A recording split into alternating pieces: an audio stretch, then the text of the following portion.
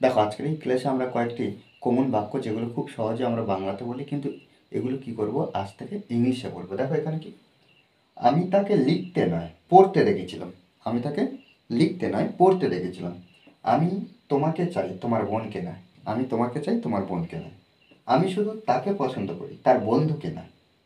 সে আমাকে শুধু একটি বই দেয়নি, একটি কলমও দিয়েছিল। দেখো সুন্দরভাবে এক একটা বাক্য আমরা ট্রান্সলেট করবো। দেখো, আমি তাকে লিখতে নয় পড়তে দেখেছিলাম। দেখো এখানে কি, এই যে দেখেছিলাম, কে দেখেছিল? আমি দেখেছিলাম। দেখো ভার্ব পেলাম, কে দিয়ে প্রশ্ন করলাম, উত্তরটাই হবে সাবজেক্ট। তাহলে আমি দেখেছিলাম, আই স, আমি দেখেছিলাম। তাকে, হিম, আই স হিম, আমি তাকে দেখেছিলাম। কি করতে? না পড়তে। পড়তে, রিডিং। তাহলে আই স হিম রিডিং, আমি তাকে পড়তে দেখেছিলাম। লিখতে নয়, তাহলে এখানে আমরা কি লিখব? Not writing. Okay, I saw him, আমি তাকে দেখেছিলাম। কি করতে? না পড়তে, রিডিং। নট রাইটিং, লিখতে নয়। আমি তোমাকে চাই তোমার বোনকে নয়। দেখো এখানে এই যে আমি তোমাকে চাই, তাহলে এখানে লিখতে পারি I want you. I want you, আমি তোমাকে চাই, তোমার বোনকে নয়। তাহলে নট ইয়োর সিস্টার। ওকে, দেখো এইভাবে কিন্তু আমরা প্রত্যেকটা বাক্য ট্রান্সলেট করব। আমি শুধু তাকে পছন্দ করি তার বন্ধুকে নয়। তাহলে এখানে লিখতে পারি যে আই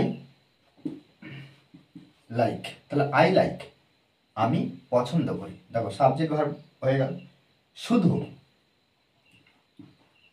অনলি। তাহলে আই লাইক অনলি। কাকে? তাকে, হিম।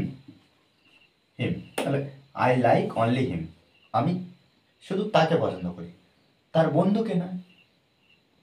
তাহলে এখানে নট হিজ ফ্রেন্ড, FRIEND। ওকে, দেখো সহজে আমরা এগুলো ট্রান্সলেট করলাম। এগুলো কি করতে হবে? আমাদেরকে অনবরত প্র্যাকটিস করতে হবে। সে আমাকে শুধু একটি বই দেয়নি, একটি কলমও দিয়েছিল। তাহলে দেখো এখানে সে আমাকে শুধু একটি বই দেয়নি, তাহলে পাস্ট টেন্সে লিখব। একটি কলমও দিয়েছিল, পাস্ট টেন্সে। তাহলে হি